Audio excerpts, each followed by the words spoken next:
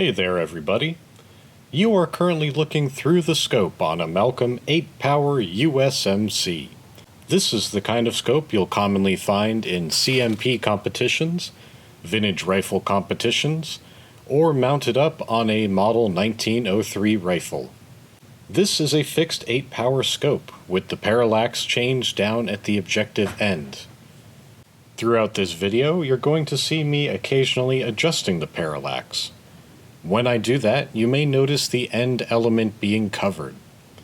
When you're adjusting for closer distances, you turn the parallax adjustment ring clockwise, and this pushes the end objective element outward.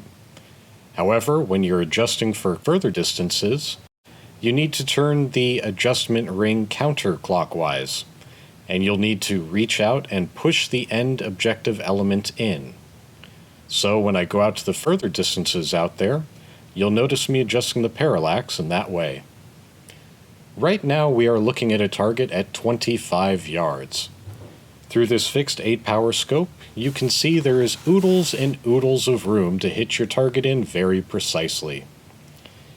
These are 8.5 by 11 sheets of paper that we've printed out, as you can see, and there is a fair amount of room in our field of view to hit them in. Let's look at some targets farther afield, and I will adjust the parallax accordingly. One last note about parallax before we get into it.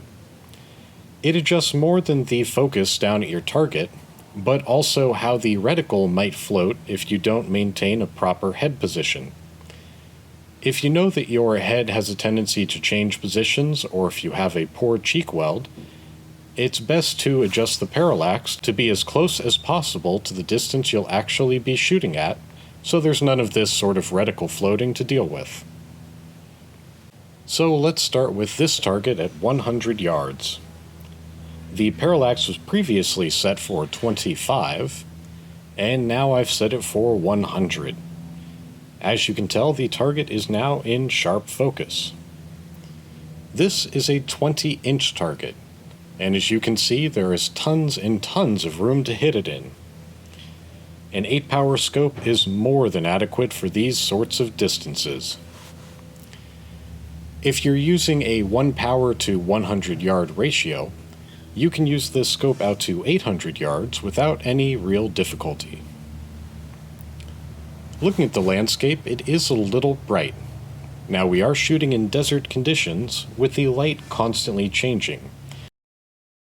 So the exposure will be a little bright from time to time, and I'll have to adjust the phone accordingly. But for now, it seems like we're pretty well set for the exposure of the day. You'll also notice around the edges of the scope that it looks a little blurry. That is because the cell phone doesn't quite operate like the human eye. It isn't really able to capture the entire sight picture properly. Now let's take a look at a few other targets across the field. This target here is at 50 yards. As you can tell, the lines on it are still in sharp focus. You can make out the fine lines here, so you don't really have to adjust the parallax any unless you want to make sure the reticle won't float. This target here is a 10-incher with quite a bit of light reflected off of it. Here is another target at 100, a 20-incher, and a paper target. As you can see, those 1-inch gradations are still pretty easy to make out. Of course, with a human eye, this is going to appear larger, sharper, and more properly exposed. Let's take a chance to look out. Let me find some targets here. There we go. These are some targets at 200.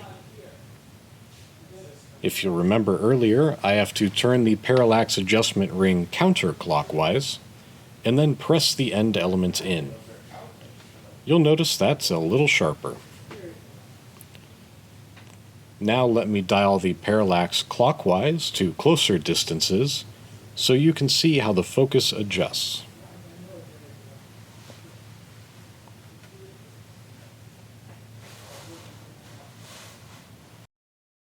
Like so. Let's take a peek now at 25, and the target's in sharp focus.